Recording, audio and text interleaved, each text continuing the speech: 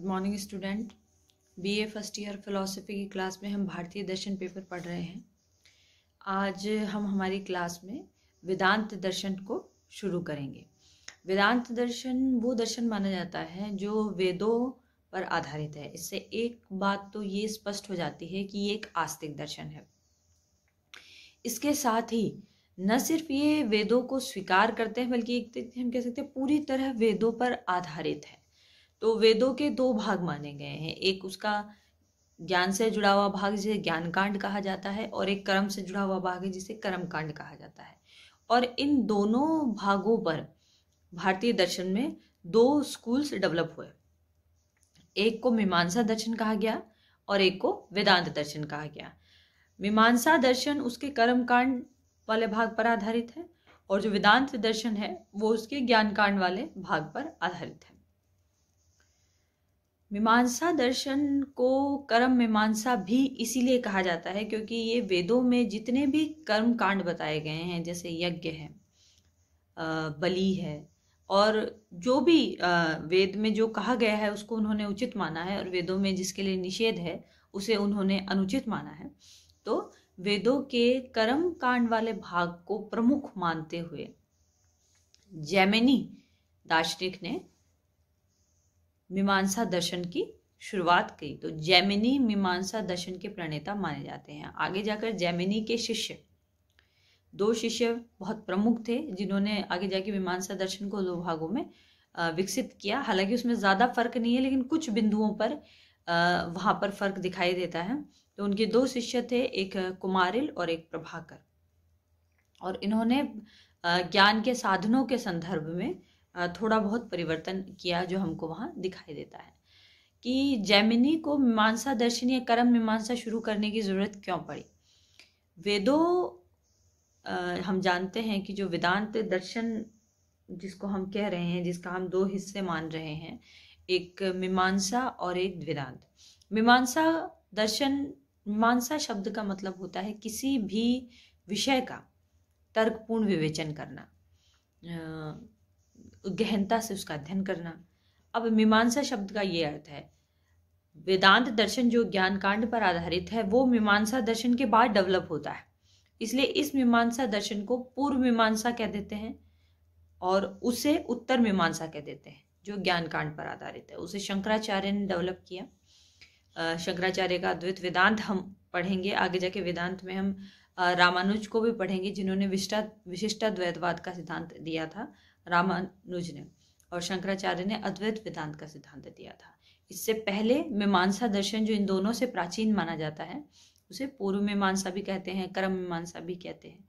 अब हम आते हैं कि सबसे पहले कि इसका प्रमाण मीमांसा का अध्ययन करें। तो प्रमाण मीमांसा में जहां हम ये देखते हैं कि न्याय दर्शन ने 4 प्रमाण स्वीकार करे हैं, बाकी अन्य दर्शन 3 प्रमाण स्वीकार करते हैं। मीमांसा दर्शन या वेदांत दर्शन के संदर्भ में ये बात है कि लोग 8 तक प्रमाणों को स्वीकार करते हैं, लेकिन मीमांसा दर्शन में 6 प्रमाण माने गए हैं, जिसमें हम प्रत्यक्ष, अनुमान, शब्द, उपमान, अर्थापत्ति, अनुपलब्धि, ये 6 प्रमाण मीमांसा दर्शन में स्वीकार किए गए हैं। अब कुमारिल और प्रभाकर, इनमें से प्रभाकर ने 5 प्रमाण को स्वीकार किया है। अनुपलब्धि को प्रभाकर प्रमाण नहीं मानता, लेकिन कुमारिल ने सभी 6 को प्रमाण स्वीकार किया है। वो हम आगे जाके देखेंगे कि प्रभाकर क्या तर्क देता है और कुमारिल क्या तर्क देता है। अब अगर हम संक्षेप में इनकी प्रमाण मीमांसा को समझने की कोशिश करें तो हम ये देखेंगे कि प्रत्यक्ष को लेकर तो जो सभी स्वीकार करते हैं उसे ही जैमिनी की मीमांसा दर्शन में भी माना गया है कि हमें साक्षात प्रतीति होती है विषय की। साक्षात मतलब डायरेक्ट हम उस विषय से कनेक्ट हो जाते हैं, जुड़ जाते हैं, और इसलिए उसे प्रत्यक्ष कहा जाता है। अब इसमें 3 चीज़ों को शामिल किया है। एक है ज्ञाता, स्वयं आत्म, जो उस विषय को जानता है, उसका ज्ञाता होता है। एक विषय जिसे जाना जाता है और एक ज्ञान मतलब जानना। तो इस मत को त्रिपुटी प्रत्यक्षवाद कहा गया है कि इसमें 3 चीज़ें शामिल हैं प्रत्यक्ष में। प्रत्यक्ष की यही परिभाषा सामान्यतः स्वीकार की गई है। आगे जाके अनुमान के बारे में भी हम पहले अध्ययन कर चुके हैं, उसमें बहुत ज़्यादा चेंज मीमांसा के दर्शन में नहीं मिलता। न्याय दर्शन ने प्रमाण को जो स्वीकार किया है उसमें से थोड़ा बहुत फर्क हमें मीमांसा के अनुमान दर्शन में मिलता है। बाकी एक बार रिकॉल कर लेते हैं कि अनुमान दर्शन क्या होता है, अनुमान प्रमाण क्या होता है दर्शन में।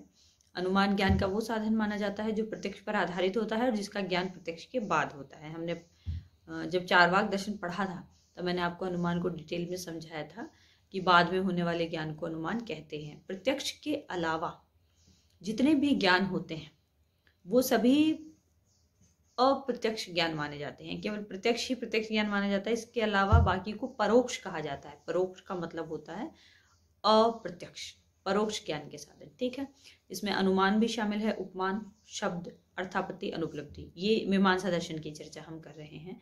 अब हम उपमान प्रमाण पर आते हैं। इससे पहले हमने जो नास्तिक स्कूल पढ़े थे उनमें से किसी ने भी उपमान को ज्ञान के साधन के रूप में, मतलब उपमान को प्रमाण के रूप में स्वीकार नहीं किया था, लेकिन मीमांसा दर्शन उपमान को एक महत्वपूर्ण प्रमाण के रूप में मानता है। वो ये कहता है कि उपमान प्रमाण में प्रत्यक्ष, अनुमान और शब्द तीनों प्रमाण शामिल हैं, उसके बावजूद भी उपमान इन तीनों से स्वतंत्र एक प्रमाण के रूप में हमको दिखाई देता है। अब उपमान प्रमाण होता क्या है? देखिए, उपमान प्रमाण में ये कहा जाता है कि व्यक्ति को जब किसी ऐसी वस्तु का प्रत्यक्ष होता है जिसे वो पहली बार देख रहा है, लेकिन उसके जैसी कोई वस्तु उसने पूर्व में देखी हो और जिस वस्तु का वो प्रत्यक्ष कर रहा है उसके बारे में उसने सिर्फ सुना, तो प्रत्यक्ष की गई वस्तु का स्मृति में जो वस्तु होती है उसके साथ, या पूर्व में स्मरण जो वस्तु होती है, सुनी हुई जो वस्तु होती है, उसके साथ उसका मेल करके, सादृश्य करके, सादृश्य मतलब एक जैसा, कोई चीज अगर एक जैसी दिखाई दे उसके जैसा देख कर पता लगाना, मतलब जानना किन्हीं चीजों को, वो उपमान प्रमाण कहलाता है। जैसे मान लीजिए किसी ने बाघ नहीं देखा लेकिन उसने बिल्ली देखी है, तो कोई उसे ये कह के बता सकता है कि बाघ जो है वो बिल्ली की ही प्रजाति का एक बड़ा जानवर है, या बिल्ली ही की प्रजाति की एक बड़ी बिल्ली है। तो जिसने बिल्ली देखी होगी, जब वो पहली बार जंगल जाएगा और वो बाघ को सामने देखता है तो वो ये देखेगा कि ये बिल्ली जैसा ही दिख रहा है लेकिन बिल्ली से बड़ा है। मैंने बिल्ली पहले देखी और मैंने सुना है कि बाघ बिल्ली जैसा दिखाई देता है, तो ये जरूर बिल्ली जैसा प्राणी है, तो मतलब ये बाघ होगा। इससे ये पता चलता है कि उसने उस समय जिस ज्ञान के साधन से ये पता किया कि सामने जो जीव है वो बाघ है, उसे उपमान प्रमाण कहते हैं। इसमें प्रत्यक्ष है शामिल, लेकिन ये पूरी तरीके से प्रत्यक्ष नहीं है क्योंकि उसने बाघ को पहले कभी देखा नहीं है। तो बाघ वो अनुमान कर रहा है कि ये बाघ होगा, लेकिन वो इसके अलावा भी कुछ है क्योंकि उसने पहले बाघ के बारे में सुना है और बिल्ली को उसने पूर्व में देखा है। तो इस प्रकार जो ज्ञान प्राप्त होता है उसे उपमिति कहते हैं और इसके जो साधन है उसको उपमान कहते हैं। कल क्लास में हम शब्द के बारे में पढ़ेंगे। शब्द प्रमाण मीमांसा दर्शन में बहुत महत्वपूर्ण माना गया है कि वेदों में जो कुछ लिखा गया है उन सभी को शब्द प्रमाण के रूप में शामिल किया गया है। इसे हम डेप्थ में कल पढ़ेंगे। इसके साथ ही हम कल अर्थापत्ति और अनुपलब्धि विचार को भी पढ़ेंगे कि कैसे अनुपलब्धि अभाव से अलग है। उसके बाद जो सबसे महत्वपूर्ण है मीमांसा दर्शन में, कर्म के सिद्धांत, कितने तरीके के कर्म मीमांसा दर्शन में स्वीकार किए गए हैं, मीमांसा उस पर जोर देता है, हम इसके बारे में बात करेंगे। थैंक्स।